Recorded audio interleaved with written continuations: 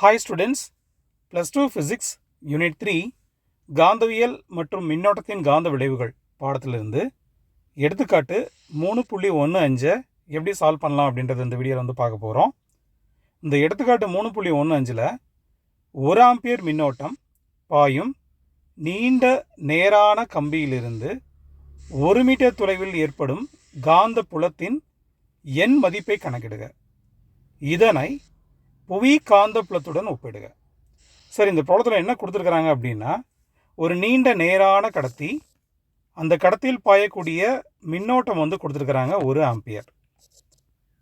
1 ampere அந்த கடத்தியிலிருந்து 6 தூரத்தில், அதாவது 1 மீட்டர் தூரத்தில் இருக்கக்கூடிய ஒரு புள்ளியில், நம்ம அந்த புள்ளியை பீன்னு எடுத்துப்போம். இந்த புள்ளியில் இருக்கக்கூடிய காந்த புலத்தின் மதிப்பு என்ன அப்படின்னு கேட்டிருக்காங்க. சரி, இதுக்கு என்ன ஃபார்முலா நம்ம யூஸ் பண்ணலாம் அப்படின்னா, B is equal to μ0I divided by 2πa, இந்த ஃபார்முலாவை நம்ம யூஸ் பண்ணலாம். சரி, இந்த ஃபார்முலாவில் μ0 அப்படின்னா என்ன அப்படின்னா, காற்று அல்லது வெற்றிடத்தினுடைய உட்புகுதிறன். இதனுடைய மதிப்பு 4π × 10⁻⁻7 ஹென்ரி பர் மீட்டர். ஸோ இதுதான் இந்த μ0 மதிப்பு. μ0னா என்ன அப்படின்னா, காற்று அல்லது வெற்றிடத்தினுடைய உட்புகுதிறன். சரி, அடுத்து மின்னோட்டம். அந்த மின்னோட்டத்தினுடைய மதிப்பு கொடுத்துருக்குறாங்க 1 ஆம்பியர். சரி, ஆர், அதாவது எந்த தொலைவில் அந்த மின்னோட்டம் பாயும் கடத்தியிலிருந்து எவ்வளவு தூரத்தில் நம்ம வந்து காந்த புலத்தை வந்து கணக்கிட போகிறோம், அது வந்து கொடுத்துருக்குறாங்க 1 மீட்டர். சரி, இது எல்லாத்தையும் இதில் பிரதிக்கிடுவோம். இப்போ பி, அதாவது காந்தப்புலம், மின்னோட்டம் பாயக்கூடிய நேர்கம்பினால் உருவாகக்கூடிய காந்தப்புலம் இஸ் ஈக்குவல் டு μ0க்கு பதிலாக நம்ம என்ன பிரதிக்கிடுறோம், 4π × 10⁻⁻7.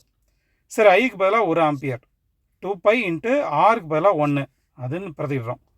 சரி, இப்போ அந்த 2πயையும் 4πயும் நம்ம கேன்சல் பண்ணால் நமக்கு வந்து 2 வந்து கிடைக்கும். சரி, அப்போ 2 × 10⁻⁻7 டெஸ்லா. ஸோ இதுதான் மின்னோட்டம் பாயக்கூடிய நீண்ட நேரான கடத்தினால் உருவாகக்கூடிய காந்தப்புலத்தின் மதிப்பு. சரி, இப்போது இந்த காந்தப்புலம், அதாவது கம்பியினால் உருவாகக்கூடிய மின்னோட்டம் பாயக்கூடிய கம்பியினால் உருவாகக்கூடிய காந்தப்புலத்தினுடைய மதிப்பு 2 × 10⁻⁻7 டெஸ்லான்னு இருக்குது.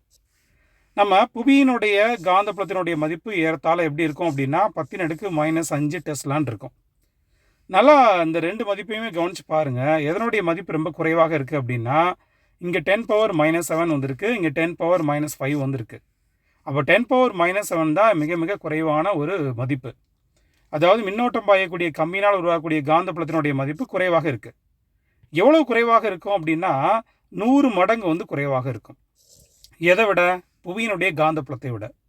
இது எப்படி நம்ம கண்டுபிடிக்கிறது அப்படின்னா, இங்கே 10⁻⁻7 வந்து கொடுத்துருக்குறாங்க, இங்கே 10⁻⁻7 வந்து கொடுத்துருக்குறாங்க. ஆனால் இங்கே வந்து 10 என்ன இருக்குது, 10⁻⁻5 வந்து இருக்குது. சரி, அப்போது இது ரெண்டையும் ஒப்பிடும்போது நேர்கம்பினால் உருவாகக்கூடிய காந்தப்புலத்தினுடைய மதிப்பானது புவியினுடைய காந்தப்புலத்தை விட 100 மடங்கு என்னவாக இருக்கும் அப்படின்னா குறைவாக இருக்கும். இதுதான் கரெக்டான ஆன்சர். ஸோ நல்லா கவனிச்சு பாருங்கள். மின்னோட்டம் பாயக்கூடிய கம்பியினால் உருவாகக்கூடிய காந்தப்புலத்தினுடைய மதிப்பு 10⁻⁻7 இருக்குது. ஆனால் இங்கே 10⁻⁻5 இருக்குது. புரிஞ்சிருக்குன்னு நினைக்கிறேன். ஏதாவது டவுட் இருந்தால் கமெண்ட் பாக்ஸில் எழுதுங்க மாணவர்களே. நன்றி.